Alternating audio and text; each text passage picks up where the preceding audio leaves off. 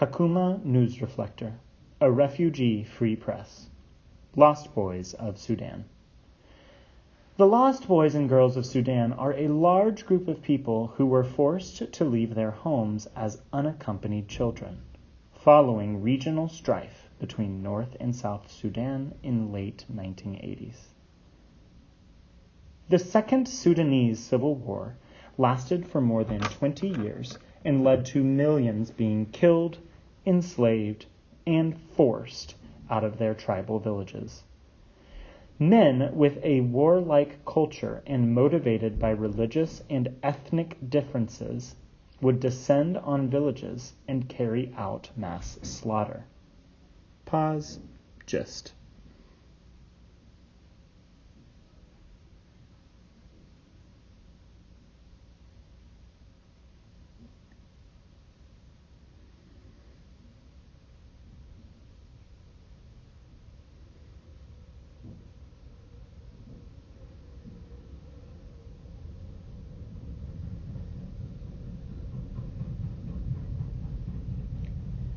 During the late 1980s, more than 30,000 children fled their villages, orphaned by the war, and made their way to Ethiopia for safety. The villages were attacked during the nights with artilleries and dangerous roaring machine guns. This terrorized the children and even animals, the Lost Boys chairperson said in a statement at Kakuma. Pause. Gist.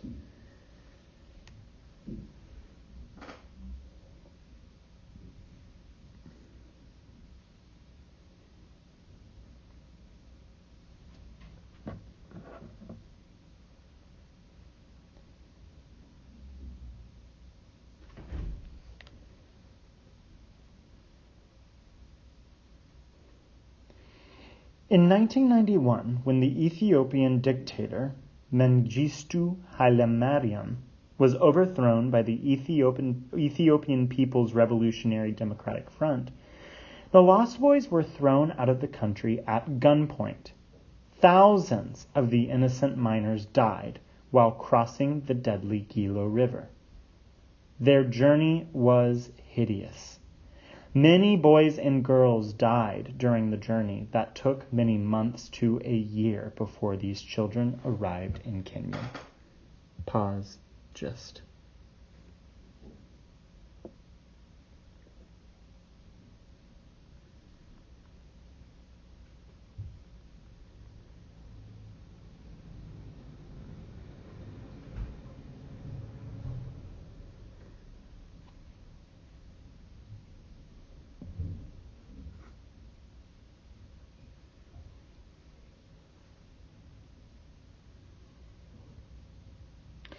In late 1991, the first Lost Boys arrived in Kakuma refugee camp. Thousands more arrived in 1992. However, their original number was reduced to only about 12,000, while the rest had become a feast for wild animals.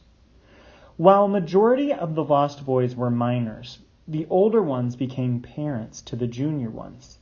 They shared huts made of oil cans, drank dirty water together, and buried their dead comrades. This solidarity formed and existed in Kakuma until today, despite the fact that they were no longer children but adults, fathers and mothers, confined in desolation. Pause. Gist.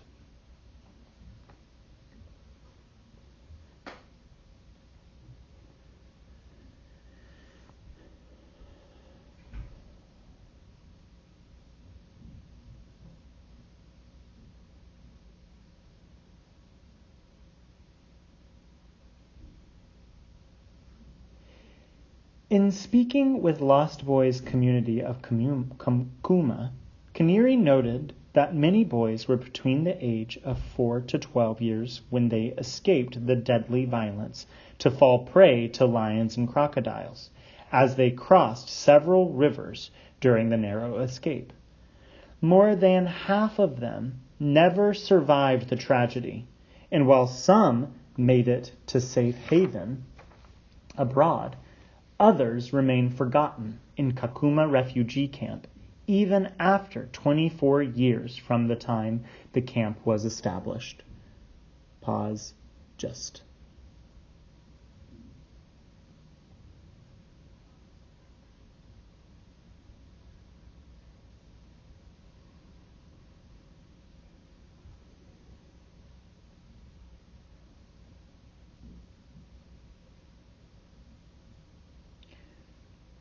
During the interviews, many lost boys expressed sad emotions that emerge as unsolved misery in their lives as they live in limbo. We can't make any changes to happen in our lives. We depend on other human beings, Gabriel Garang told Kaniri. Pause. Just.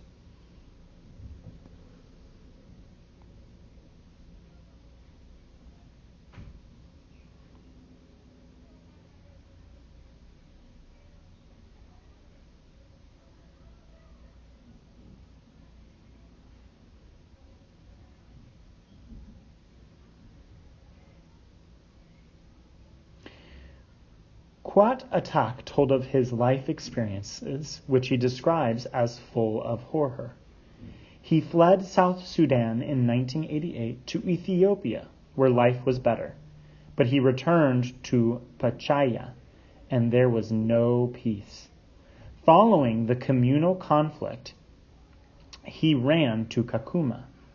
He agrees that he has been fed by the relief agency, but describes his life as full of problems. According to Kuat, he was among the group of lost boys who should be resettled to United States, but added that he was cut out. I was waiting since they promised me to wait, living with no direction, no hope in life, he said. Pause. Just.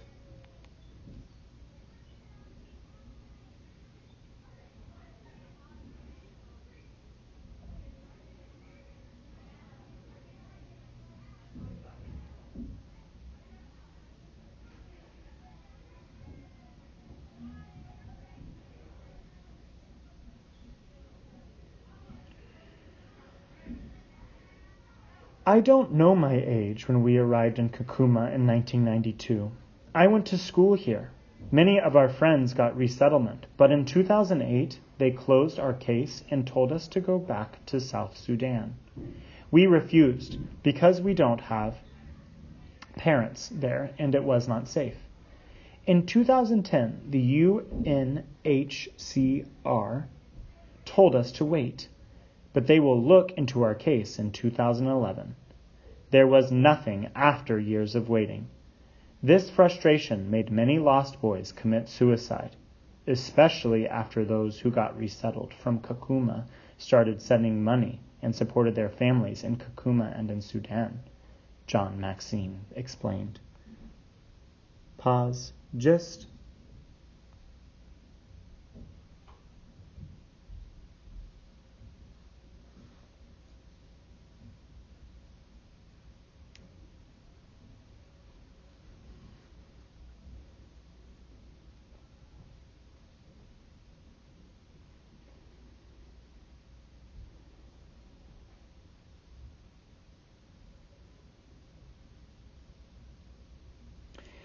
Taban Malwe was among thousands of lost boys who arrived in Kakuma in 1992.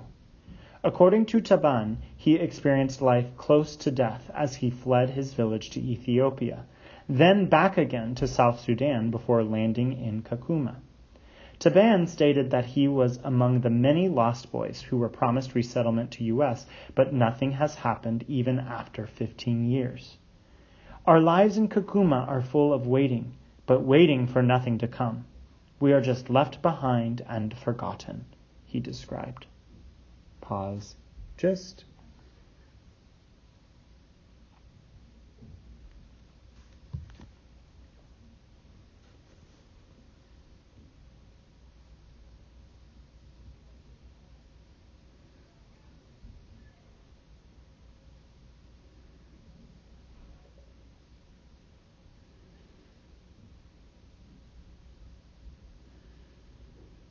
The office of the UNHCR resettlement is corrupt.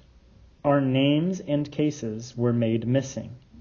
We don't know what really happened. We want somebody to check through our files. We are waiting for death, but keep eating something, said Gokden.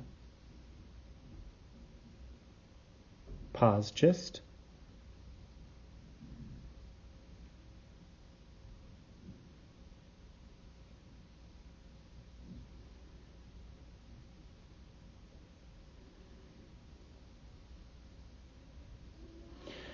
Many of the Lost Boys were able to find a durable solution, while others still remain in Kakuma with frustrations. According to information obtained from the group, at least 3 people have committed suicide because of their unsuccessful life, and more than a dozen died due to diseases in the camp. The big question that remains unanswered is, why do we have the Lost Boys in Kakuma today? Pause. Just.